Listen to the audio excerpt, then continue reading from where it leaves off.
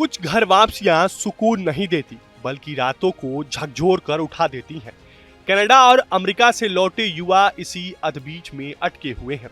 Donald Trump ने America में अवैध तरीके से रह रहे कई अप्रवासियों को उनके वतन भेज दिया है। ये अप्रवासी ट्रंप को एलियन लगते हैं, ट्रंप को गुंडे और क्रिमिनल्स लगते हैं।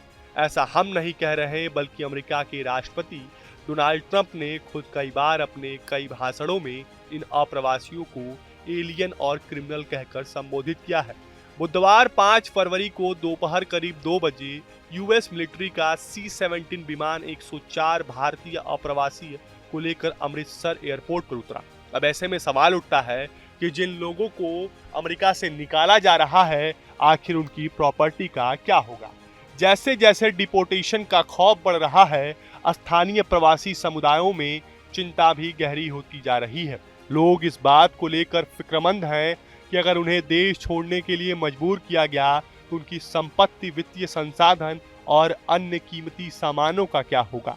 NBC7 से बात करते हुए एक अप्रवासी महिला लिजेट ने बताया कि वह एक किशोरी के रूप में अवैध प्रवास के तौर पर यहां आई थी। अब 30 साल से ज्यादा समय के बाद वो अपने जरिए हासिल की गई उपलब्धियों पर गर्व महसूस करती हैं।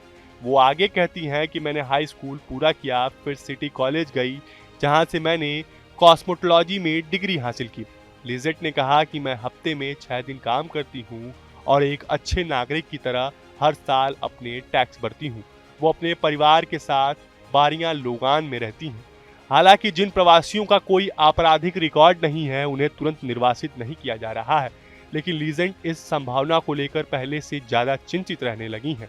उन्होंने आगे कहा कि मैं हर दिन प्रार्थना करती हूँ और सकारात्मक सोचती हूँ कि कुछ भी बुरा ना हो।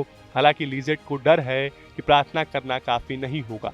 वह हर हालत के लिए पहले से तैयार रहना चाहिए ताकि निर्वासन की हालत में भी उनकी संपत्ति और वित्तीय सुरक्षा बनी रहे। NBC की रिपोर्ट की माने तो इस संबंध में बात करते हुए उपभोक्ता अधिकारियों की वकील ऑक्टेवियो कार्डिना लोया ने कहा कि आपको अपनी वित्तीय स्थिति को व्यवस्थित करना होगा। उन्होंने बताया कि प्रवासियों को अपने बैंक की नीतियों की जानकारी होनी चाहिए, खासकर विदेशी खाता धारकों को लेकर उनकी क्या प्रक्रिया है। कुछ वित्तीय संस्थान आपके खाते को बंद कर सकते हैं यदि उन्हें पता चले कि आप अपने खाते की जानकारी विदेशी पते में बदलने की कोशिश कर रहे हैं। उन्होंने ये भी सुझाव दिया कि अवैध प्रवासियों को अपनी संपत्ति बचाने के लिए पर्याप्त धन बचाना चाहिए ताकि वे अपने मॉर्टगेज भुगतान, HOA फीस और संपत्ति टैक्स भर सकें जब तक कि वे अपने घर को बेचने या किराए पर देने का कोई उपाय न कर ले। उन्होंने कहा कि अगर भुगतान में देरी हुई तो आपकी संपत्ति पर बकाया कर्ज लग सकता है और हालत यहाँ तक पहुँच सकती है कि घर जब्त कर लिए जाएं। इसके अलावा उनके कर भुगतान का भी यही हाल हो सकता है, खासकर अगर आप लोन चुका रहे हैं। निर्वासन की हालत में प्रवासियों को किसी भरोसेमंद व्यक्ति को वित्तीय पावर ऑफ अटॉर्नी देने का विचार करना चाहिए ताकि वो उनके वित्तीय मामलों को संभाल सके। वित्तीय पावर ऑफ अटॉर्नी रखने वाले व्यक्ति को पूरी वित्तीय शक्ति मिल सकती है। वे पैसे निकाल सकते हैं, लोन ले सकते हैं और कानूनी अनुबंधों पर हस्ताक्षर कर सकते हैं।